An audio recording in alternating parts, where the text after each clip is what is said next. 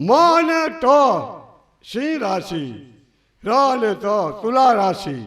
એટલે તમારા કુંવરનું નામ રામ માંડલિક રાખવામાં આવશે. શું કહો છો ભૂદેવ? મારા બાળકનું નામ રામ માંડલિક રાખવામાં આવશે? હા મહારાજ, પરંતુ પંડિત, પરંતુ કહીને શા માટે અટકો છો? મહારાજ, કહું તો અતિ દુઃખ છે, કીધા વગર છૂટકો નથી. તમારા પુત્રની આવીશ 3.5 મહિનાથી વધી નથી. પંડિત, શું કહો છો?